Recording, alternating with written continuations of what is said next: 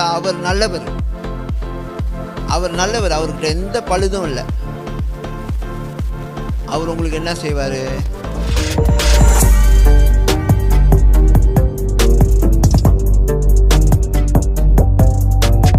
அதான் ரொம்ப தெளிவா சொன்னாரு.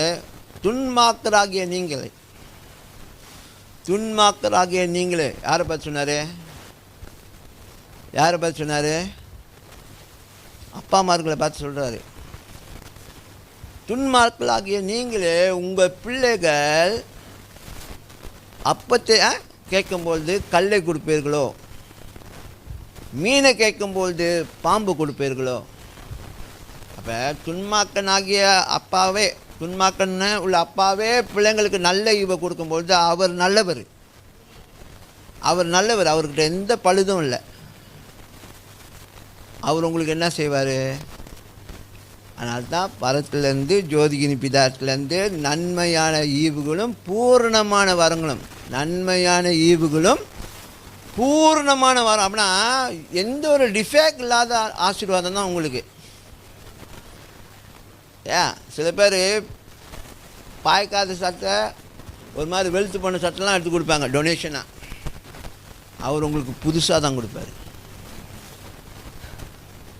ஏமேன், ஏமேன். சில பேர் வீட்டில் பாய்க்காத தூக்கி மற்றவங்களுக்கு கொடுப்பாங்க. ஏன்னா இடத்த கிளியர் பண்ணோம்ல. இப்போ நம்ம ஐயோ கொடுக்குறாங்களே, வீட்டில் வந்து ஒரு 2 வாரம் பாய்ப்போம், எல்லாம் கழுத்துக்குலாம் கழுதுக்கும், எல்லாம் டேமேஜ் ஆகிரும். புரியுதா? ஸோ ஆண்டவர் கொடுக்கும்பொழுது உங்களுக்கு பெஸ்ட்டானது தான் கொடுப்பாரு. அதுக்காக எதிர்பாருங்க, அதுக்காக எதிர்பாருங்க. அது உங்களை சுற்றி தான் இருக்கும். அது சொன்ன மாதிரி எல்லா நேரத்துலையும், எந்த நேரத்துலையும், எந்த நேரத்துலையும், எந்த சமயத்துலையும் அது உங்கள் கண்முன்னுக்கு நிஜமாகும்.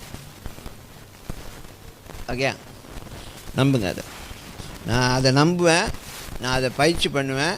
அதனால தான் நான் சொல்கிறேன். எனக்கு ஒன்று வேணும்னா அதை நான் எனக்கு தெரியும், அதை அவர் பார்த்துக்குவார். எவ்வளோ ஸ்ட்ரெஸ் ஆனாலும் என் பொண்டாட்டி இருக்காங்களே, இதாங்க என் பொண்டாட்டி, அவங்க இருக்காங்களே,